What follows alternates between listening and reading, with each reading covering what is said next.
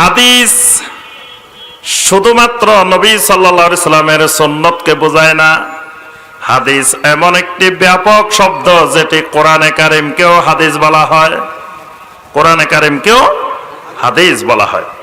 তাহলে যিনি হাদিস মানেন, হাদিসের ভিতরে কোরআনে কারিম অন্তর্ভুক্ত, নবী সাল্লাল্লাহু আলাইহি সাল্লামের সুন্নাহ অন্তর্ভুক্ত, দুইটা মানেন। হাদিস যদি কেউ বলেন যে আমি হাদিস মানি, তার অর্থ হলো তিনি কোরআনও মানেন, সুন্নাহও মানেন। প্রথম কথা হলো নবী সাল্লাল্লাহু আলাইহি সাল্লামের হাদিস যদি সহিহ হয়, তো নবী সাল্লাল্লাহু আলাইহি সাল্লামের সহিহ হাদিসের উপরে ঈমান আনা ওয়াজিব। নবী সাল্লাল্লাহু আলাইহি সাল্লাম 11টা বিয়ে করেছেন, এই 11টা বিয়ের উপরে ঈমান আনা ওয়াজিব, যেহেতু আমরা হাদিসে পাইছি। এখন আপনি যদি হাদিস না মানেন, তা আপনি এখানে ওয়াজিব লঙ্ঘন করছেন, হাদিস মানেন নাই। রাসূল 11টা বিয়ে করছে, আপনি বলেন না না না করে নাই। কি বলেন? হয় আপনাকে মানতে হবে করছেন অথবা করেন নাই। যদি বলেন যে করছেন, তা আপনিও তো হাদিস মানলেন। কি বলেন? হাদিস মানছেন না।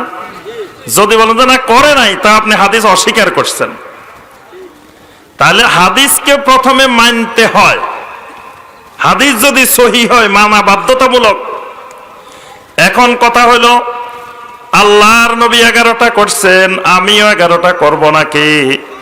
কি বলেন?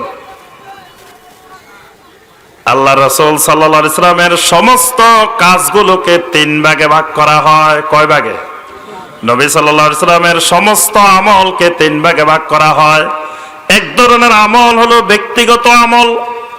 নবী সাল্লাল্লাহু আলাইহি সাল্লামের কাছে অনেক খাবার মজা লাগতো, অনেক খাবার ভালো লাগতো, অনেক খাবার পছন্দ করতেন, অনেক পোশাক আদি, অনেক ধরনের কাপড় চোপড় নবী সাল্লাল্লাহু আলাইহি সাল্লামের কাছে পছন্দ হইতো। উম্মতের জন্য ওই খাবার খাওয়া সুন্নাত আর বেদাতের কোনো সম্পর্ক নাই। যে নবী সাল্লাল্লাহু আলাইহি সাল্লাম যে খাবার খাইতেন ওইটা খাওয়া সুন্নাত, আর যেই খাবার খান নাই ওইটা খাওয়া বেদাত। কি বলেন? তাহলে তো আমরা সব বেদাতি খাবার খাই। কি বলেন? যে নবী সাল্লাল্লাহু আলাইহি সাল্লাম আরব দেশে যে খাবার খাইতেন, আমরা কি ওই খাবারগুলো খাই? ওগুলা খাই না, আমরা খাই অন্য খাবার। তাহলে তো এখানে সুন্নত বাদ, সুন্নতে তরক হয়ে গেছে, সব বেদাতি খাবার খাইতেছি। কি বলেন? এই খাবারের সাথে সুন্নত আর বেদাতের কোনো সম্পর্ক নাই। নবী সাল্লাল্লাহু আলাইহি সাল্লাম ওই যুগে যেই কোম্পানির পোশাক পরিধান করতেন, যে কোম্পানির কাপড় গায়ে দিতেন, ওই কাপড়গুলো তো বর্তমান দুনিয়াতেই নাই।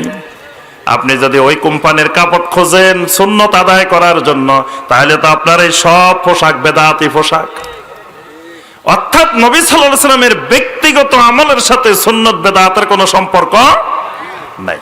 ব্যক্তিগত খাবার, ব্যক্তিগত রুচি, ব্যক্তিগত এই পোশাক আদি, এরকম অনেকগুলো জিনিস আছে নবী সাল্লাল্লাহু আলাইহি সাল্লামের। আরেকটা জিনিস আছে আল্লাহ রাব্বুল আলামিন নবী সাল্লাল্লাহু আলাইহি সাল্লামের জন্য খাস করে দিয়েছেন।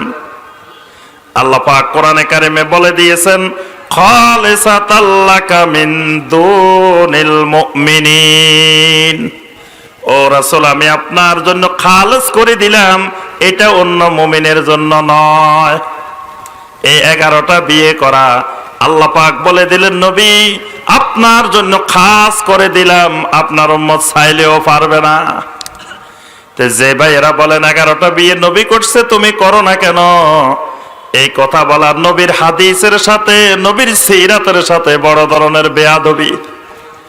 কারণ আমার নবী 11টা বিয়ে করেছেন, এটা নিয়ে মুশরিকেরা, নাস্তিকেরা, দুনিয়ার বিভিন্ন রকমের দিন বিরোধী লোকেরা কত ধরনের কথাবার্তা বলে, হাসি ঠাট্টা করে। আর একজন নবীর আশেকের দাবিদার, সেও যদি এরকম 11টা বিয়ে নিয়ে প্রশ্ন তোলে, তো সেও তো আল্লাহ রাসূল সাল্লাল্লাহু আলাইহি সাল্লামের হাদিসকে নিয়ে অবমাননা করলো, বেয়াদবি করলো। এজন্য আল্লাহ পাক নির্দিষ্ট করে বলে দিয়েছেন, খালিসাতাল লাকা মিন দুনিল মুমিনিন। আমার নবী 11টা করছেন, আমরাও করতাম, কিন্তু আল্লাহর নিষেধাজ্ঞার কারণে পারি না। কি বলেন? আল্লাহ পাক বলে দিয়েছেন এটা আমার নবীর জন্য খাস, এজন্য আমরা করা সম্ভব না। আমাদের জন্য আল্লাহ পাক আলাদা বিধান দিয়েছেন, ফানকিহু মা তাবা লাকুম মিনান নিসাই মাসনা ওয়া সুলাসা ওয়া রুবাহ। 4 পর্যন্ত আল্লাহ পাক আমাদের জন্য সীমাবদ্ধ করে দিয়েছে। আল্লাহ রাসূল সাল্লাল্লাহু আলাইহি ওয়াসাল্লাম দাঁড়ায় প্রস্রাব করেছেন, আমরা করি না কেন? আমরাও যখন অসুস্থ হই, বসতে পারি না, তখন আমরাও করি। কি বলেন? বসতে পারতেছেন না আপনি, অসুস্থ, দাঁড়ায় করা ছাড়া বিকল্প নাই, তখন কেমনে করবেন? তখন কি গাছের উপরে উঠে প্রস্রাব করবেন? তখন তো দাঁড়া দাঁড়াই করতে হবে। এমন জায়গায় গেছেন বসার কোনো ব্যবস্থাপনা নাই, আপনি বাধ্য হচ্ছেন দাঁড়ায় দাঁড়ায় প্রস্রাব করার। আল্লাহ রাসূল সাল্লাল্লাহু আলাইহি ওয়াসাল্লাম ওই অবস্থাটাও দেখিয়ে দিয়েছেন, তোমার যদি পরিস্থিতি এমন হয় যে অবস্থায় তোমার বসার কোনো উপায় নাই, তুমি সেখানে দাঁড়ায় দাঁড়ায় প্রস্রাব করতে পারো। তো ওই হাদিসের উপর তো আমরাও আমল করি, কিন্তু এই হাদিস সবসময় আমলের জন্য না, মাঝে মাঝে আমলের জন্য। তাহলে আমি আমার ওই সকল সম্মানিত ভাইদেরকে অনুরোধ করব যে এইসব কথা বলে, মূর্খতা সুলভ কথা বলে মানুষের মধ্যে বিভক্তি ঘটানো, বিভ্রান্তি ছড়ানো, এটা আমাদের কাম্য নয়। হাদিস আর সুন্নাত এক জিনিস, এটা যুগে যুগে সকল ফুকাহায়ে কেরাম, উলামায়ে কেরাম, মুহাদ্দিসিনে কেরাম সবাই বলে গেছেন। আচ্ছা, এবার আসেন, সুন্নতটা 2 রকমের। একটা সুন্নতের নাম সুন্নতে ফেলিয়া, আরেকটা সুন্নতের নাম সুন্নতে তারকিয়া। সুন্নতে ফেলিয়া, সুন্নতে তারকিয়া, মানে কোন সময় কোন একটা কাজ করার নাম সুন্নত, আবার কোন একটা কাজ না করার নামও সুন্নত। একই কাজ কোন জায়গায় করা সুন্নত, কোন জায়গায় না করা সুন্নত। যেমন 5 ওয়াক্ত নামাজের আজান, 5 ওয়াক্ত নামাজের আজান দিই না আমরা? আচ্ছা, আজান দেওয়া সওয়াবের কাজ, আজান দেওয়া ভালো কাজ, কিন্তু ঈদের নামাজে আমরা আজান দিই না, জানাজার নামাজে আজান দিই না। যদি মনে করি আজান দেওয়া তো খারাপ কিছু না, আজান দেওয়া তো ভালো কাজ, তাহলে ঈদের নামাজেও আজান দিই, জানাজার নামাজেও আজান দিই, দেওয়া যাবে? দিলে অসুবিধা কি? আজান কি খারাপ কাজ নাকি মিয়া? আজান তো সওয়াবের কাজ, আজান দিলে সওয়াব হয়। তা আমি ঈদের নামাজেও আজান দিব, জানাজায়ও আজান দিব, অসুবিধা কি? দেওয়া যাবে কেন? ওই একই আজান 5 ওয়াক্ত নামাজের ক্ষেত্রে দেওয়া সুন্নতের ইত্তেবা, আর ঈদের নামাজে, জানাজার নামাজে না দেওয়ার নাম সুন্নতের ইত্তেবা। ওখানে না দেওয়াটাই সুন্নত, আর এখানে দেওয়াটাই সুন্নত। এটাকে বলে সুন্নতে ফেলিয়া, সুন্নতে তারকিয়া। কোন জায়গায় ছেড়ে দেওয়া সুন্নত, কোন জায়গায় করা সুন্নত। মুনাজাতের সময়, দোয়া করার সময় কোন কোন জায়গায় হাত তোলা সুন্নত, কোন কোন জায়গায় হাত না তোলা সুন্নত। কে বলেন? যদি বলে আরে মিয়া আমি এখানে দোয়া করলাম, দোকান উদ্বোধন করলাম, দোয়া করলাম, বাড়ি উদ্বোধন করলাম, দোয়া করলাম, ওয়াজ মাহফিলের শেষে আউয়ালি মুনাজাত, মাঝারি মুনাজাত, আখেরি মুনাজাত করলাম, তারপরে আমার বিভিন্ন কিছুর উদ্বোধন, ফরজ নামাজের পরে বিভিন্ন ক্ষেত্রে সব জায়গায় আমি মুনাজাত আর দোয়ার হাত তুলতে থাকলাম, আর বললাম মিয়া হাত তোলা কি খারাপ জিনিস নাকি? দোয়া খারাপ জিনিস নাকি? মুনাজাত খারাপ জিনিস নাকি? আমি আল্লাহর কাছে চাইবো এটাও কি খারাপ জিনিস নাকি? কি সব জায়গায় একই পদ্ধতিতে সাওয়া মুনাজাত করা এটাও খারাপ জিনিস? আল্লাহ রাসূল সাল্লাল্লাহু আলাইহি ওয়াসাল্লাম যেখানে যেই পদ্ধতিতে দোয়া করেছেন, সেখানে সেই পদ্ধতিতে দোয়া করার নাম সুন্নতে ফেলিয়া। যেখানে যেই পদ্ধতিতে নবী সাল্লাল্লাহু আলাইহি ওয়াসাল্লাম দোয়া করেন নাই, সেখানে দোয়া ওই পদ্ধতিতে না করার নাম সুন্নতে তারকিয়া। উদাহরণ দিলে বুঝবেন। আল্লাহ রাসূল সাল্লাল্লাহু আলাইহি ওয়াসাল্লাম খুতবার ভিতরে বৃষ্টির জন্য দোয়া করছেন না? সেখানে হাত তুলছেন কি তোলেন নাই? তুলছেন। এখনো আমরা যদি খুতবার মধ্যে বৃষ্টির দোয়া করি, হাত তুলে দোয়া করতে পারি না? আচ্ছা, এখন মসজিদে ঢোকার সময় দোয়া পড়ি, মসজিদ থেকে বের হওয়ার সময় দোয়া পড়ি, ঘরে ঢোকার সময় দোয়া পড়ি, ঘর থেকে বের হওয়ার সময়ও দোয়া পড়ি।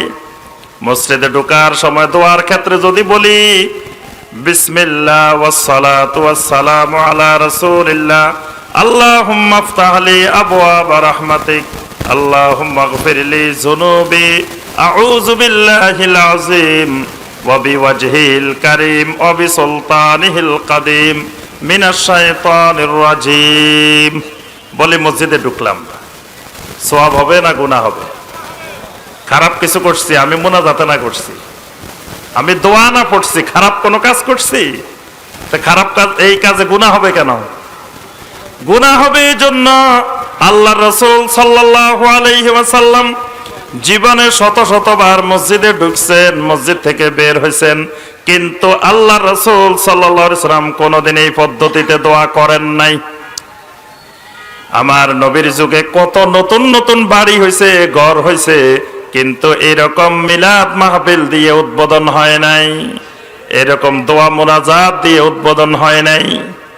আমার নবীর যুগে কত নতুন দোকান হয়েছে, ব্যবসা বাণিজ্য খুলছে, নতুন ওট কিনছে, নতুন ঘোড়া কিনছে, নতুন যানবাহন কিনছে, কিন্তু এই জাতীয় উদ্বোধন এই পদ্ধতিতে হয় নাই। এই জন্যই গুনাহ হবে। আচ্ছা, আপনি টয়লেটে ঢুকবেন, টয়লেটে ঢুকার সময় দোয়া পড়া লাগবে না? কি রংপুরের মানুষ দোয়া পড়ে নাকি? আপনারা টয়লেটে ঢুকার দোয়া পড়েন? বলে এত সময় আছে নাকি ওই সময় দোয়া পড়ার? ওই সময় তো এমনি দৌড় দিতে হয়, আবার কি দোয়া? দোয়া পড়েন তো নাকি? বলেন দেখি দোয়াটা। মাশাআল্লাহ, দেখছেন সবাই পারে এই দোয়া। আচ্ছা, এখন টয়লেটে ঢুকার আগে আমি চিন্তা করলাম টয়লেটে তো ঢুকবো, তার আগে আমি আমার আল্লাহর কাছে একটু দোয়া করে নি। কারণ দোয়া কবুলের সময় হলো মানুষ যখন বিপদে পড়ে, অসহায় অবস্থায়, তখন দোয়া, এটাও তো একটা বিপদের সময়, কি বলেন? অসহায় অবস্থায় বিপদের সময় দোয়া করলে দোয়া কবুল হয়, তো এটাও একটা অসহায় অবস্থা না? তো এই অসহায় অবস্থায় দোয়া করার জন্য টয়লেটের সামনে দাঁড়িয়ে আমি কিবলামুখী হইলাম। কিবলামুখী হয়ে বললাম নাওয়াইতু আন আযহাবা ইলা বাইতিল খালা। টয়লেটে ঢোকার নিয়ত করতে হবে না? আপনারা আজকে কনফারেন্সে আসছেন, দোয়া নিয়ত করে আসছেন? কেমনে করছেন? নাওয়াইতু আন আযহাবা, কেমনে করছেন? নিয়ত করেছেন, নিয়ত পড়েন নাই। নিয়ত করতে হয়, নিয়ত পড়া লাগে না। এখন আপনি টয়লেটের সামনে যে নিয়ত পড়তেছেন, নাওয়াইতু আন আযহাবা ইলা বাইতিল খালা, আল্লাহুম্মা ইন্নী আউযু বিকা মিনাল খুবসি ওয়াল খাবায়েস। রব্বুল আলামিন কিছুক্ষণের ভিতরে টয়লেটে ঢোকার নিয়ত করেছে। রব্বুল আলামিন আমাকে সমস্ত টয়লেটের বিপদ আপদ থেকে হেফাজত করিও। আয় আল্লাহ, আমার টয়লেটকে সহজ করে দিও। আল্লাহ, সমস্ত রকমের কষ্ট থেকে, মুসিবত থেকে হেফাজত করিও। একবারে কতক্ষণ দোয়া করছেন, দোয়া করে টয়লেটে ঢুকছেন, কি সওয়াব হইব না গুনাহ হইব? কেন গুনাহ হইব? খারাপ কিছু করছেন নাকি? দোয়া না করছেন? কি দোয়া করলেও গুনাহ হয়? যখন আপনি বাংলাদেশের সমাজে যাই কথা বলবেন যে মিয়া এখানে দোয়া করলেও গুনাহ, কয় তো ওহাবি আসছে, এই তো ওহাবি, এই তো আহলে হাদিস মনে হয়। কারণ এই দোয়া করলেও বলে গুনাহ হবে। এক মসজিদের ইমাম সাহেব এক মুসল্লিরে কয়, এই শুনেন, ওই মসজিদে কিন্তু যাবেন না, ওই মসজিদের ইমাম সাহেব কিন্তু আহলে হাদিস, আমার কথা বলতেছে। তা এখন ওই মুসল্লি জিজ্ঞেস করে, হুজুর আহলে হাদিস কি জিনিস? কেমনে বুঝলেন উনি আহলে হাদিস? যে কয়, রে মিয়া আপনি দেখেন না, উনি যখন ওয়াজ করে খালি কোরআন কয় আর হাদিস কয়, আর কিছু কয় না। আহলে হাদিসেরা যখন ওয়াজ করে তখন খালি কোরআন আর আয়াত কয় আর হাদিস কয়, আর কিছু কয় না। তাহলে এটা আহলে হাদিসের পরিচয়, আলহামদুলিল্লাহ, যে কোরআনের আয়াত কয় আর হাদিস কয়। আর আহলে হাদিস না হইলে কিচ্ছা কাহিনী কয়, বুজুর্গের স্বপ্নের কথা কয়। এটা তারাও বুঝে গেছে, পরিচয় দিয়ে ফেলছে। কয় এটা দেখো না মিয়া, খালি কোরআনের আয়াত কয় আর হাদিস কয়, আর কিছু কয় না। তাহলে আমি যে কথাটা বলতেছিলাম, এখানে টয়লেটের সামনে আপনি দোয়া করি টয়লেটে ঢুকলে গুনাহ হবে। কেন গুনাহ হবে? আল্লাহ রাসূল সাল্লাল্লাহু আলাইহি ওয়াসাল্লাম জীবনে অসংখ্যবার টয়লেটে গেছেন, বাইর হইছেন, অসংখ্যবার দোয়া পড়ছেন, কিন্তু এই পদ্ধতিতে দোয়া করেন নাই। সুতরাং আমি করার অর্থ হলো আল্লাহ রাসূল সাল্লাল্লাহু আলাইহি সাল্লাম বুঝেন নাই, আমি একটু বেশি বুঝে গেছি। নবী সাল্লাল্লাহু আলাইহি সাল্লামের থেকে এক চুল পরিমাণ কোন বান্দা, কোন ব্যক্তি যদি বেশি বুঝে, তার ঈমান চলে যাবে। আল্লাহ পাক হুঁশিয়ারি ব্যক্ত করেছেন, ইয়া আইয়ুহাল্লাযীনা আমানু লা তুকদ্দিমু বাইনা ইয়াদাইল্লাহি ওয়া রাসূলি। ও ঈমানদারেরা, আল্লাহ এবং রাসূলের থেকে বেশি বুঝিও না। বেশি বোঝা যাবে না, আগানো যাবে না। তাহলে নবী সাল্লাল্লাহু আলাইহি সাল্লাম যেখানে যেই পদ্ধতিতে দোয়া করেছেন, সেখানে সেই পদ্ধতিতে দোয়া করা সুন্নাত। যেখানে করেন নাই, সেখানে সেই পদ্ধতিতে না করার নাম সুন্নাত। আচ্ছা, এবার আসেন, আল্লাহ রাসূল সাল্লাল্লাহু আলাইহি ওয়াসাল্লাম না করলে যদি করা না যায়, তা আমার নবীর যুগে তো কোরআনে কারিমের মধ্যে কোনো হরকত ছিল না, জবর ছিল না, জের ছিল না, পেশ ছিল না। ওই কোরআন তোমরা পড়ো কেন? আমার নবীর যুগের তো বুখারী শরীফ ছিল না, বুখারী শরীফ পড়ো কেন? আমার নবীর যুগে তো এরকম বিমান ছিল না, বিমানে করে হজে যাও কেন? আমার নবীর যুগে তো মসজিদে এসির ব্যবস্থাপনা ছিল না, এসিওয়ালা মসজিদে নামাজ পড়ো কেন? আমার নবীর যুগে তো এত সুন্দর মাইক ছিল না, এরকম মাইকে ওয়াজ করো কেন? কি বলেন, প্রশ্ন না? নবী না করলে যদি না করাই যায় সবকিছু, তো নবী তো এগুলো করেন নাই, তাহলে এগুলো তো সব বেদাত। কি বলেন? নবী যেহেতু করেন নাই, এগুলো বেদাত হবে না?